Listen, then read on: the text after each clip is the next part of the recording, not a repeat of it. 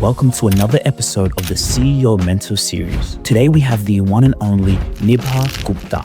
We found a gap. We saw that there is a very big thing in which brands are still struggling to find influencers, even though there are hundreds of influencer marketing platforms. In the realm of influencer marketing, she saw a gap in the marketplace, a gap to dominate, a gap to have impact, a gap to help as many people as possible. With a keen passion and eye for marketing, Nibha was a visionary. She knew the path she was going on. How did you deal with those voices in your head, and what made you push through? I actually started freelancing with certain clients. That also helped me in understanding that my work is valued outside of my organization as well. As a CEO, Neighbor, what does legacy mean to you? For me, legacy isn't just about what I leave behind. It's about the impact I make every day. In this episode, she reveals a secret that you need to know: how to transition into being the CEO you were always meant to be. But the biggest lesson I have learned is that if you want to scale, Tune in and watch this powerful episode of the CEO Mentor Series with the one and only Collins Mayaki. We've got CEO Neighbor here on the CEO Mentor Show. Neighbor, I want to say welcome to the show. How are you today? I'm good, thank you. How are you? I'm good. Neighbor, thank you so much for taking out the time from your busy day to be here. So where are you currently at? I know you travel a fair bit for work and things like. So where are you at taking this interview today? I'm currently in Dubai, so I'm building my new influencer marketing platform, and Dubai is the hotspot for it right now. So just visiting there for meeting some potential clients. Wow, that's amazing. That's amazing. But neighbor, you know what? Personally, myself, I love the opportunity to get to know the person that I'm speaking to in person. So just want to get to know you a little bit as a person. Have you got siblings? How did this journey come about? What can you tell us a little bit about from a personal level? Okay, from a personal level. So yes, I do have one elder sibling and one younger brother. So my elder sibling is very inspirational. She is a dentist. She has her own dental practice in Melbourne as well. And she has been the guiding light for me always. I look forward to her. She has been an immigrant to Australia, the first gen immigrant from our family.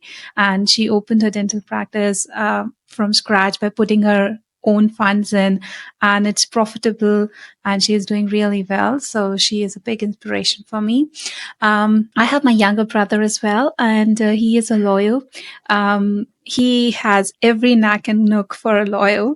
So, so both of my siblings are very inspirational, and I'm very close to both of them. Apart from that, my family, my father and mother, both are doctors. They have always built in us a way of actually getting out there and putting your best foot forward. We have been fortunately blessed with all the resources we need to get out there and build the best life of ourselves. Really, really exciting. Tell us a little bit about your company. You said you run like an agency. Tell us a little bit more about it. Yes. So Digital Champ is a digital marketing agency where we actually do performance marketing for e-commerce and B2B brands. What does that really means is we act as a partner in growth for e-commerce and B2B brands. We really want to see where we can drive growth for them, and we find the innovative solutions at that point and then implement it as well. We are very data driven and creative at the same time. And recently we identified a gap that definitely there is a lot of UGC content coming up in the industry, and everybody is getting attracted towards UGC content. But brands still find it really hard to actually deliver good quality content. So that's why we have started a platform called the Digital Creators, for which I'm in Dubai right now. Oh, fantastic. It seems like you're trying to take over the world, neighbor. Is that the plan? To take over the world? No, that's not the plan. I'm just trying to create, value wherever I can see opportunity. I'm not being too ambitious and taking over the world, but definitely not keeping myself in a shell as well. Fantastic. I love it. And how long have you guys been operating for? So we have been operating officially for 2 years now. Very new to the market still, but by God bless, we are profitable and we are doing well. Oh, that's fantastic. Fantastic. Also, just like what made you go into this space? Like, how did you come up with the idea? You just said to me you came up from a home of doctors, your sister's a dentist. And why this direction? Why did you choose to go towards this direction? So, one thing which I saw with the doctors is they are always struggling to find new patients. Even though you could be as a good doctor you need someone who can help you find new patients. So that is where it all started. That is where I got into marketing, that every profession needs some other profession to help them grow. So I just wanted to be that auxiliary tool to help a business grow. And that what got me into marketing in the first place. So from when you had that light bulb moment of, I think there's an opportunity here to specifically help, people in, maybe started off, as you said, started off with medicals, practitioners. Maybe you might expand that to other industry. But from when you had the idea to actualization, how long did that process take you from, I think there's a space here and to you actually doing it? Yes, that's correct. There was quite a few amount of years I took. There was a gap between like actually thinking about it and making it happen. So for example, when I was in Accent Group, so Accent Group was like performance marketing. I was a performance marketing manager over there, managing brands like Skechers, Timberland, Dr. Martens. I was managing youth spends over there, driving growth over there. At that same time, my sister thought that she will open her own dental practice.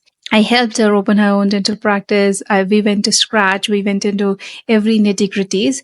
And when I saw that how much of an effort it takes to actually drive business growth for her versus when I was in like, in a corporate environment where I was supported across by multiple roles and multiple people. So the light bulb moment for me was when we were actually building my sister's practice. That is when I realized how much of effort goes into and how much of excitement comes from growing something from scratch.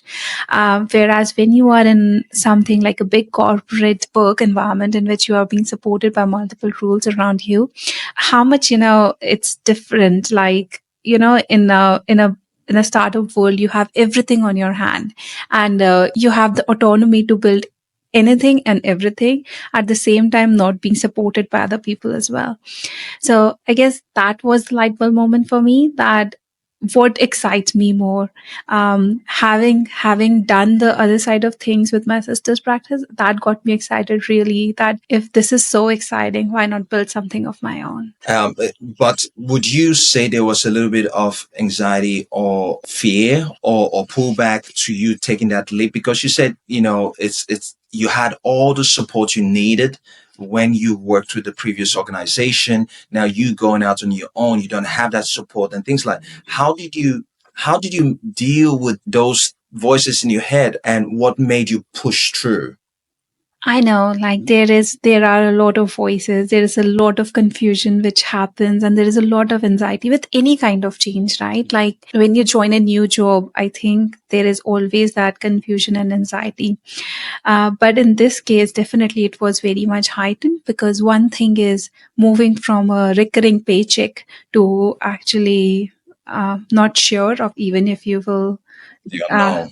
yes, so that's the one of the I think the major anxiety where people really struggle to actually leave their normal paying job. For myself, I did a little bit of basis. Like when I was with Accent Group, I actually started freelancing with certain clients. And that also helped me a little bit in understanding that my work is valued outside of my organization as well. So that gave me a little bit peace in my mind. Obviously that doesn't really works for anyone, but I will only recommend that for young entrepreneurs there is not much to lose. I had option of living with my sister. I had option of not spending too much on clothes, and I had option of not eating out every day. So I can definitely cut back on my expenses, rely on my savings for some time, and build something which I really want to build, which will give me confidence in the long run. Gotcha. So if I'm to rephrase what you've just said, you're saying most especially younger people that have a family kind of network support that they can fall back to, maybe either living at home, mom and dad is still doing, or they've got a siblings that they can live off and they don't have that much expense. They don't have people depending on them. You're saying you strongly encourage them to take that leap, that leap of faith, that to chase whatever their dream is. And who knows, that dream of theirs could just be on the other side of that fear that they may have. And at that point in time where they have the support of family and things like that, they can afford to take those risks. Is that right? Absolutely. Absolutely. That is what I mean to say. Because, when you have a family, there is so many things you need to think about while taking this kind of a step. So, for example, if I had children at that time, it would have been really difficult to take such a kind of step. You have to really think about many things. But whereas when you are a single person, and you don't have much expenses and you don't need to have much expenses, why not take that leap and see if you can do that? And what worse can happen, right? You will fail. At the end of the day, that's it. Corporate jobs are not going anywhere. It might be a little bit hard to get back into it if you do want to get back into it, but still, I don't think if you have worked in corporate for 2, 4, 5 years and then you are trying to get back in after 2, 3 years of running something of your own, anybody would hesitate to take you back in. So there's no you, loss you as can such. you can always get the worst case scenario. You can always get back into the corporate world, or you Yes. can always get back to the previous job that you left, Yeah. right, to get it. And also, you did say something quite interesting too. So you said you didn't just leave Accent Group. You didn't just leave them. You gradually started getting consultation work, and obviously, you started getting that confidence that oh yes, my work is valued. Right. There's potential that I could get work, and people were paying you based on your consultation service that you were doing too as well, right? And that gave you that confident boost, right, to go, you know what, I just might be able to do this. So would you say for other people too as well that are in a safe 9 to 5 job, that are looking at doing something rather than them just leaving completely, they could do something similar like what you're doing, as long as it doesn't conflict with, there is no conflict of interest with Yeah. their place of work, right? They could do some sort of consultation work outside their work, keeping their 9 to 5, and build that up as they go. Preferably, obviously, if they could build it up in a way that it almost kind of covers their income that they're getting from their current place of work before they go out fully. But I guess what you're saying too as well is more like, if they can do that while they still keep that full-time job, will give them that boost, that encouragement that they can actually do it if they choose to go full-time on it. Would you say that? Absolutely. I would say that is a good way to do things. Definitely that needs to be considered. That doesn't really has a violation of your full-time contract wherever you are working. But if that can happen, then I think that's the best way to go on your own, because that reduces the anxiety to much lower levels. You could leave completely and start thinking about it from today and stuff like that. But the chances of you falling back on your old job or on a new job completely would be higher in that case, because as people, we are very anxious and we all have job opportunities out there which we can always fall back on. So I think to remove the chances of that happening, one should really think about what they are going to do when they go on their own before leaving the job itself.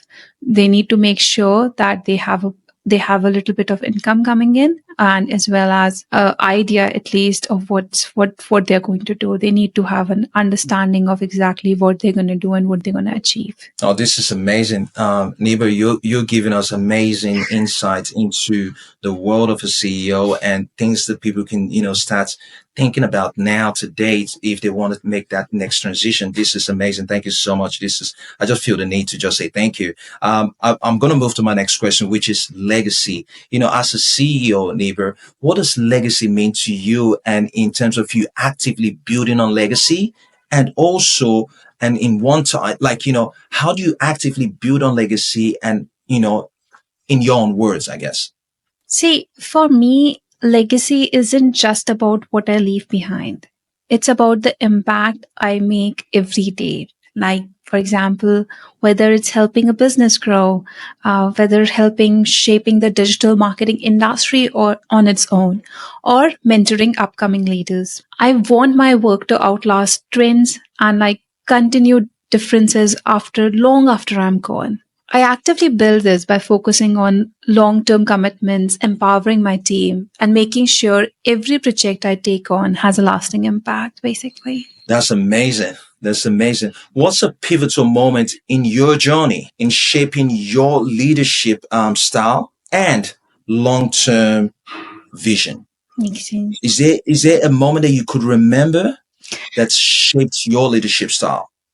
I think I think there were a few moments which really shaped my leadership style, but one of the pivotal moments was when I was working with a brand called Style Runner and Accent Group.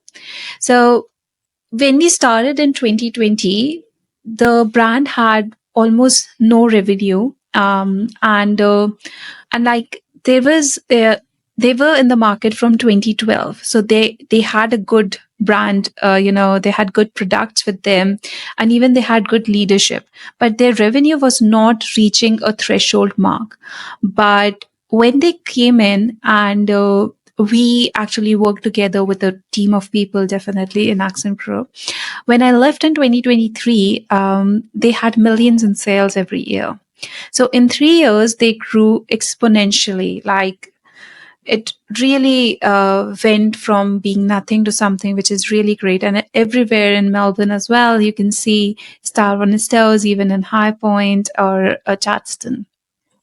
So I think that this helped me understand that marketing tactics require strategic leadership, agility, and data driven decision making.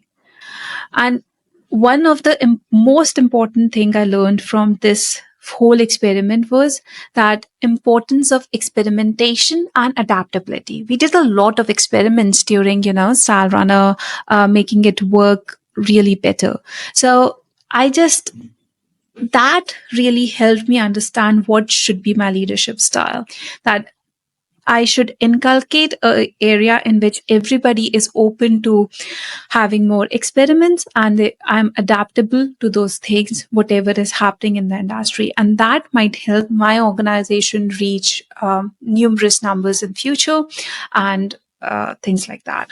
No, that's amazing. That's amazing. So how do you go about balancing, your business success and creating a lasting impact? See, I think business success and lasting impact go hand in hand. Like, for example, with our influencer marketing platform, we like there are hundreds of influencer marketing platform. Let's be practical out there. So there is nothing something. I think these days everyone thinks they are influencers these days. Yeah. I get a lot of 15-year-old, 12-year-old these days who also call themselves influencers. Yeah. Well, everybody's in it. That's a whole full topic of its own too as well. But yeah, no, I totally agree with what you're saying in regards to influencer. But yeah, keep going. Yeah. So now that's very true that there are hundreds of influencer marketing platforms out there. So why are we building one more out of it? Why are we spending marketing dollars, or why are we spending investors' money on something like this? Because we found a gap. We saw that there is a very big thing in which brands are still struggling to find influencers, even though there are hundreds of influencer marketing platforms. So I was like, why is that the case? And there are two things which I found that was really surprising. One is audience mismatch. So when a brand is struggling to find influencers whose followers truly aligned with their target audience, nobody is doing that. Nobody is asking a brand what is your target audience, and then matching it with the audience of the influencer. That is one of the very basic steps one should do, but they are not doing it. And the other thing which I found is that if you reach out to, for example, a 15, 16-year influencer, they could quote you with, even with 200 or 300 followers, they could quote you for a post $1,000. It's completely on them to whatever to quote there. There is no science behind it. They're conscious. they do have their conscience. Other than that, there is no science. There needs to be a science behind there. So for me, creating a business success and like creating impact it's about like driving the results behind the business. It's about driving like how I can create an impact in the day to day of my life, day to day of the partners I'm working with, day to day of the businesses I am working with.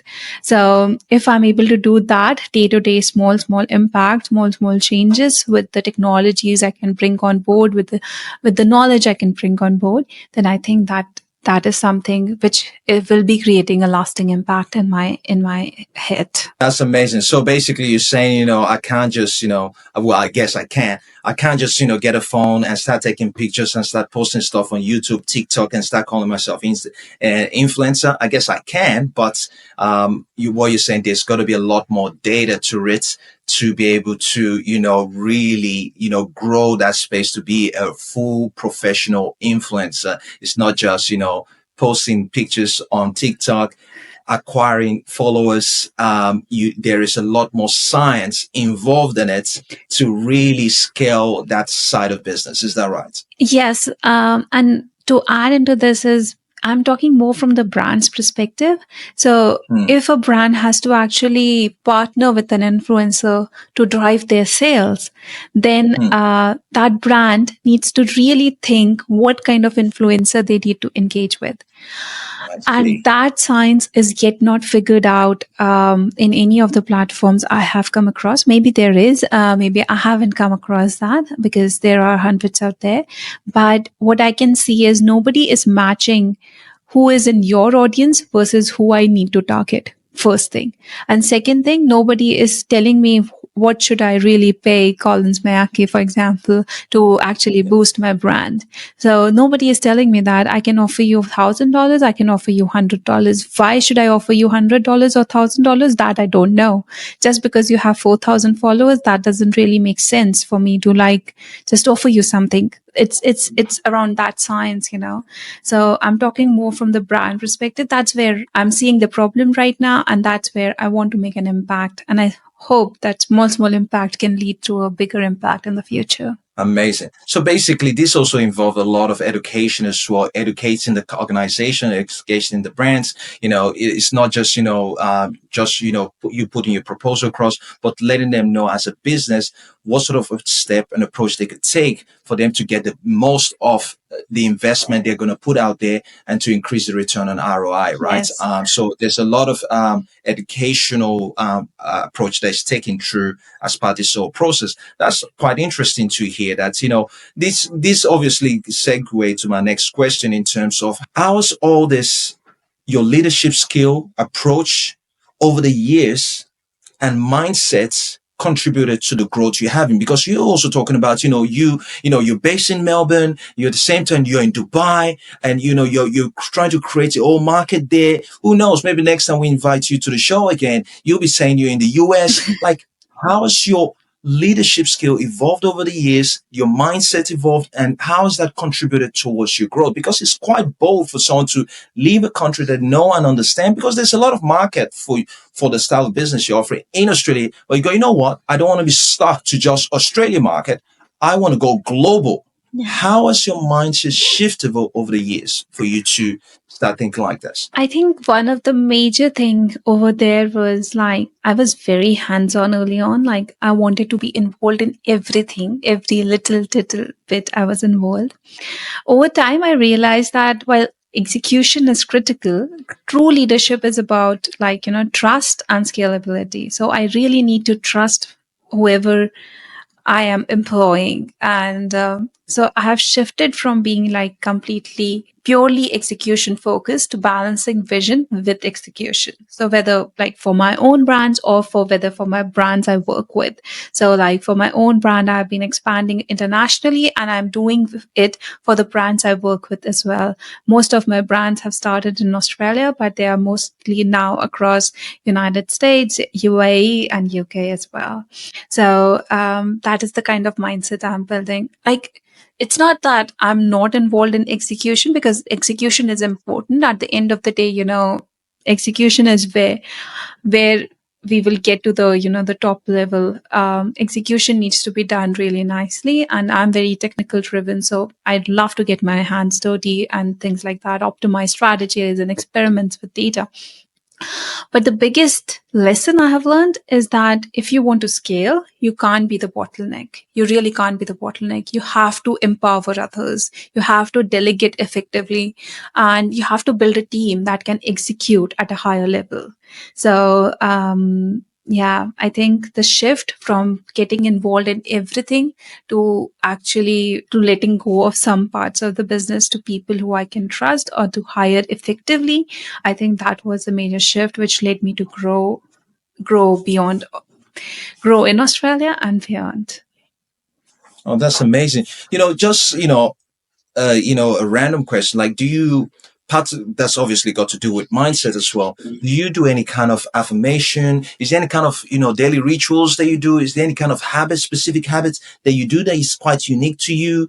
Like, what do you do to keep that mind sharp? Like, what do you do to keep you in that positive state? Because you sound like a very positive human being with some sort of bright approach towards life in the future. It seems like you've got a plan, you've got a strategy, you're heading somewhere. What keeps you driven? What are the rituals? I think a few of the rituals is one is that I do not let go of any day without 1 hour of exercise. It could be anything. I do either yoga or I actually play lawn tennis. So either of those two, I really do it every day, every morning. No excuses whatsoever. Every day, every morning, every day, Monday, Tuesday, Wednesday, Thursday, Friday, Saturday, Yes, Sunday, yes, every day. yes, Okay. yes. And it's not for the physical health, actually. It's not for the physical, it's for my mental peace. In that 1 hour, I'm not thinking about anything else. And I'm just So you're being, saying even if you wake up, you're not feeling too good, you still do it? yes, I still do it. I still go. Okay. See, yoga is a good one because, you don't need to put a lot of pressure on yourself. You can take it slow as well. So that has been coming handy on the days I do not feel so well. But definitely, I follow it very rigorously, and that has helped me. I've been recommending that to anyone who has been asking me for advice as well, that one should really engage in something, whatever they like, for 1 hour only for themselves. That's the end of it. And if it is physical activity, I think that's where you will shine for sure. And the other thing which I do to actually really as a ritual as well is talk to my near and dear ones every day, because I feel like life is short and they never wish bad for me. They always wish good things for me. So I talk to them every day to, if even if I'm having a bad day, having a chat with them and just telling them about my feelings and listening about their day and what happened, what bad things happened to them, just give me relief and the strength to keep on moving forward. That's amazing. So based on what I gathered from this, guys, according to what neighbor is saying, is have a routine. I say this a lot. Have a routine. It doesn't really matter how big the routine is. It doesn't really matter how small it is. If it's just as simple as, okay, I will wake up every day at 7 a.m. Do it. Stick to it and do it Monday to Sunday. Not once a week or no. Have a routine. Okay, I wake up. Okay, I would make my bed. Do it, and you do it religiously every single day. I asked neighbor, does she do it Monday, Tuesday, Wednesday, Thursday, Friday, Saturday, Sunday? She said yes. And this is the common words I hear from successful business owners. Like, they have some sort of thing that they do non-fail every day. Is either going to the gym, is either going swimming, is either going cycling, is either meditating, whatever works for you. It's amazing. It's so great to hear that come from you as well. And also, by the sound of what you also say, you've also got a support network around you, a support network group of people that you can go to get, inner peace, that you can talk to as well. We all need that all around us. People that can speak life into us, people that can speak positivity into us, right? Because sometimes, let's face it, we're all human. You get those poopy days that, you're not feeling 100%. Like, and just having someone that you can go to and that you can leverage off and talk to, that can breathe life into you as well, just gives you that extra boost that you need for the day. So no, this is amazing. This leads me to the next question. Listen to you speak, I can tell, you probably would have had mentors in the past. Like, who are the main influences, mentors you've had in your career? And, now that you're a leader yourself, how are you mentoring the next generation leaders to come after you? Absolutely. Mentors play a very big role in driving success. And like, I have been really fortunate to have some incredible mentors around my journey. One of my biggest mentors is my business partner, Ankit Goyal. He has been instrumental in helping me navigate, the technical complexities of business, as well as like from strategy to execution and like every day to day challenge. He is always there to support me. Um, I don't think I would be here without him today. So I am really grateful for all the mentorship he has done for me over the years. Beyond that, I have been really grateful to have some great women leaders as well. So, for example, there was Casey Heathcote. She was actually a very standout. She she mastered the art of balancing kindness with business acumen. That is something I haven't really seen with many people. I don't think I have seen any much as kind as her, and as furious as a leader as well. So I have had some interactions with her, which had really shaped my life and how I see other people as well. Then there have been one more female mentor who has been really helpful in helping me understand how furious one should be about their own business, and that is Elise Monco. So she was like a very fierce leader. She inspired me like with her work building powerhouse brands. Like she's building New Lucy, and you can see that everywhere in Australia. And the kind of work acumen she brings to the table has been tremendous. I still remember that she used to go on a power run of cycling in the afternoon at from 5 to 6 nonstop. And when you talk about routine, like that was something which I actually got from her, that she was every day, it like as soon as the dial turned 5, she was out of the office and she was there on her power cycles to actually cycle through the way. So she really helped me understand that if one has to gain something, one has to really work for it. So yeah, so I think there is a lot from every people I have learned through. How will I mentor my future generation? I suppose doing actually works better than saying to anyone. So I will continue doing what I am doing. And at the same time, I will like to instill these kind of beliefs and these kind of things in the future generation, which is getting influenced by me. I would love to have them understand that how not being coming from like Ankit is not from a complete marketing background. He is from business background, but not marketing. But even though you need to have that, motivation to actually build something, or motivation to actually understand other problems, and then you would be able to tackle it. It's not necessary that you need the technical knowledge of everything around, because you will never have the technical knowledge of everything around. That's not possible. So that Ankit really taught me. Then with Casey, with her kindness, I really feel like if I could instill that with anyone, I'm not that kind, I feel, but if I can instill that with anyone, that would be one of my greatest pleasures. And with Ali, the fearlessness, like one needs to be there. If one has to build something, you have to wake up and you have to really get there and get going.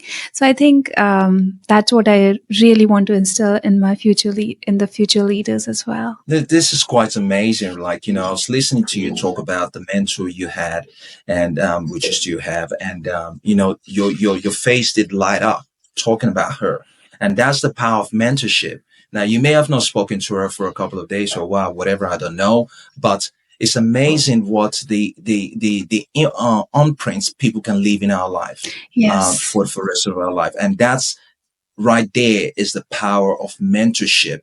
The fact that, this particular lady, which you really hold up as a role model, as instilled in you, that you've seen in her, that you see it works, and you try to implement that. And that's just the power of mentorship right there. It doesn't really have to be, as you said, you doing and people seeing doing. Same thing what she's doing. She's doing it and you seeing her doing it, and you can see the value, the quality that comes out of that. And that's quite powerful. Thank you so much for sharing that as well.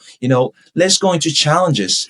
Can you share with us in terms of defining moments that you had to overcome a major challenge as a CEO and what you learned from it?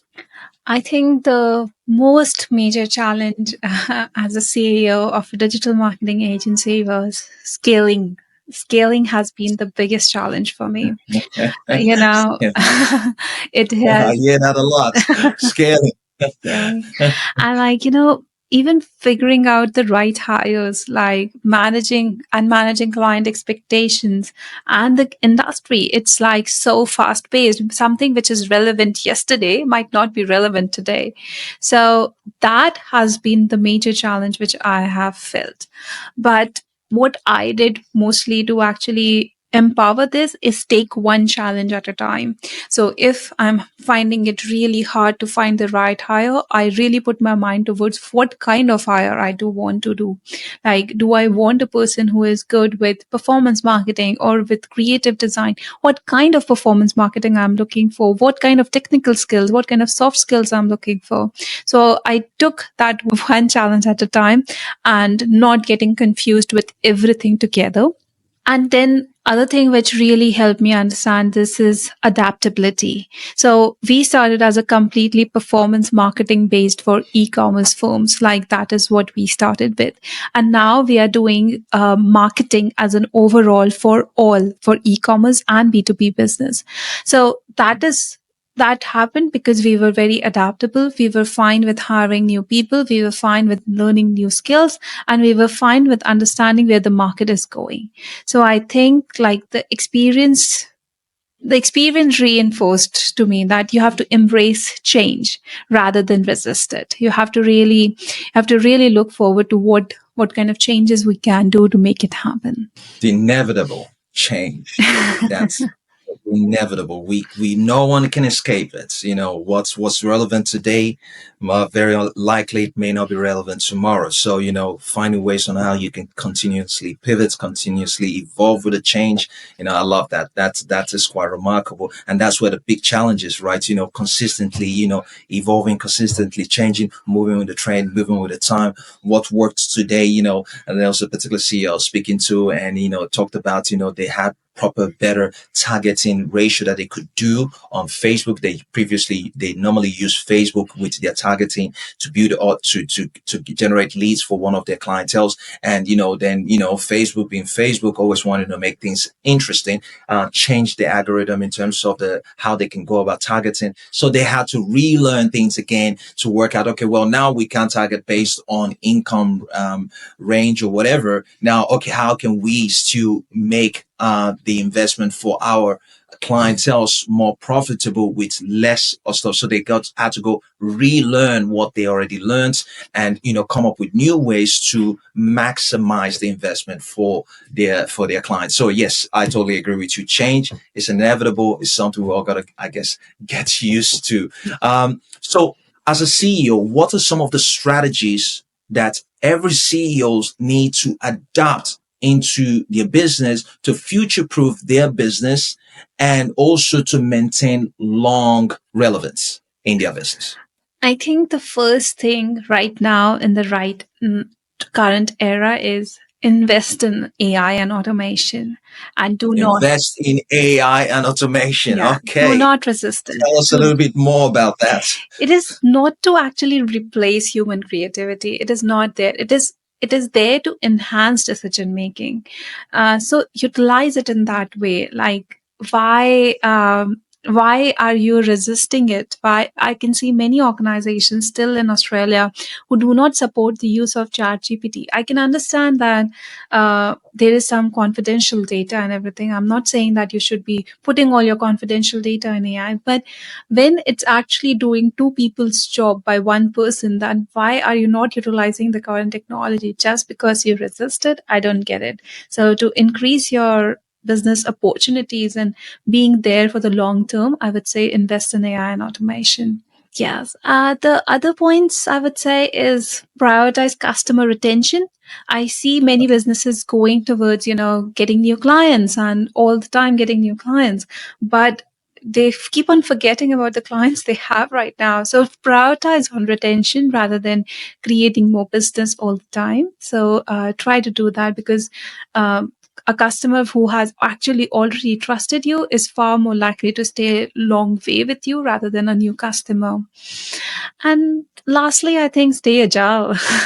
The best leaders and businesses evolved with market shifts rather than trying to fight them. So that is where AI is coming as well. Don't fight the change, make it happen. Don't fight the change, make it happen. Write that down. I love that. Don't fight the change, make it happen. I love it. I love it. I love it. How do you go about cultivating innovation while you're staying, core to your true business value? I encourage like experimentation and making failure a learning process, not a setback. So like it shouldn't be a setback anytime something fails.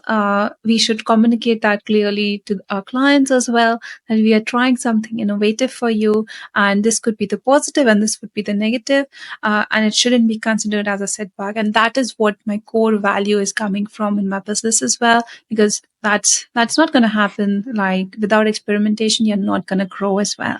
So that's something there. And at the same time, like I wanted to stay grounded in our core principles. That is like data driven decision making, transparency, and creating genuine value for brands. We really want to create genuine value for brands. I do not want to be partner with any brand where I'm actually not able to create genuine value for them. It's not beneficial for them. It's not beneficial for myself as well, because I'm not actually delivering them something which is tangible and which is worthwhile thereby. And lastly, I think innovation thrives when people feel safe to take risk. Um, it has to be purpose driven and like tied to real business impact, but people really need to feel safe when they actually are taking innovative steps. So I try to inculcate within that culture that you're safe even if you're trying something innovative, and we will work towards making it more purpose driven and tied to real business impact. Oh, that's amazing. That's amazing. That's amazing. That's amazing. Apart from beyond business, what sort of leadership skill and legacy personally would you like to leave behind that influences your leadership decision making? Firstly, I think I want to create opportunities, especially for women in tech or marketing or even generic normal in the industry. I still do believe so in a certain direction that as women we haven't been like we need a little bit more support to be there out there. I also think that I believe in leadership should be about empowerment, not just results. So, and that's something I apply in my decision every day, whether it's hiring, mentoring, or choosing projects. I want to align that with a long-term impact, basically. Oh, that's amazing. We talked about AI previously, and you're saying, we need to embrace AI, not based on the fact to replace anyone, but, just to make us more efficient. How do you see AI impacting performance, and what sort of trend are you seeing in the future when it comes to AI? Um, AI is definitely changing everything, like how we target to how we optimize creatives in real time. We are everything is changing. Creative testing. And now Facebook can automatically create ads based on like real time engagement and things like that. So I think the future of marketing is coming from personalization at scale. So within the industry, we can use AI to actually personalize ads for everyone. And that's where AI is driving the most of the impact. And that's where I see that where it will go as well. Oh, that's amazing. That's amazing. Neighbor, I would like to ask you a question in regards to, what sort of success could you tell me in the past that marketing success that you've done in the past that you've implemented that successfully created the outcome you want? And how did you go about doing that? Is there one particular one you could share with us? Absolutely, absolutely. There are multiple which I have been really proud of, but one of the good ones was with a brand called Dog Friendly Co. So they are a pet brand based in Australia only, and they make these amazing harnesses and leashes. They are very famous. Like even when you go on a stroll in Melbourne, you will find them all around with the little dogs wearing harnesses with the patches on, like with the names on. Basically, they were the first one to introduce that. I started working with them in 2023, starting 2023. They were doing close to around 30K per month, and last year they were doing around 100K per month. So there has been a substantial growth of around 100% year on, more than 200% year on year. Due to the work we have been doing together. Now, what we did over there was we did incremental increases. So we went into creative testing. We went into creating more content for them. Then we applied data-driven performance marketing to actually find out where they are clicking the most, which audience they are clicking the most, which campaign they are tricking the most, and trying to divert funds over there. And these things sound very simple when I say that in that way, but while doing it, it's a very much tricky. And most of the businesses are not doing that, or most of the businesses agencies are not doing that. So that is where we outshined. And my experience is very technical and data driven as well. So I think that is where we came in at the end of the day.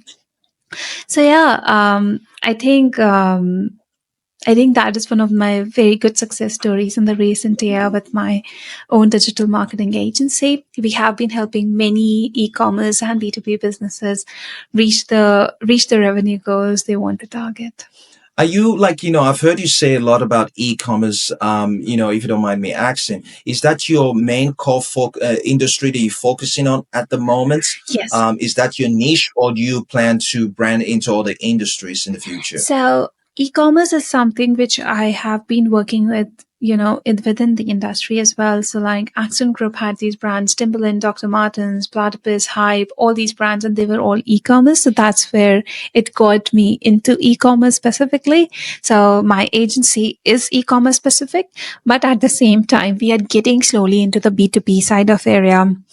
We are trying to create brands, understand that where you could actually get those engaged leads. And we are getting into things like, clay and hyper personalization of, hyper personalization in engagement as well. So we are slowly expanding in that area, but e-commerce definitely is our bread and butter, and e-commerce is somewhere we target the most. That's amazing, amazing. This leads us to our top 5 round questions that we ask. Okay. We've got 5 quick questions that we ask. One, when we ask these questions, is we just want one word answer from you. Okay. And so think about it. You don't have to rush and say it. And the first question I have from you, I'm just going to read it out here, is in one word, what does wealth mean to you, Neva? Growth. Growth. Interesting. Wealth growth. I like that. I do like that. Second one, what's your go-to investment sector? I am more into share marketing, so I try to find out companies who are doing well and try to invest in that area. Wow. Shares. Okay. I'm liking this. I'm liking this. One word to describe the biggest threats to financial stability. One word. Not investing. I think that's the biggest Not threat. investing. Yes. Okay, not investing. I would love to elaborate on that. I want you to elaborate, but no, I won't. I'm tempted to want you to elaborate on that, but I will take that. The fourth question is: what's the cornerstone of generational wealth to you? I think savings and not spending where you don't need to. Savings. I love it. I love it. I love it. And last question is key to maintaining wealth. What is the key to maintaining wealth in one word from Neva?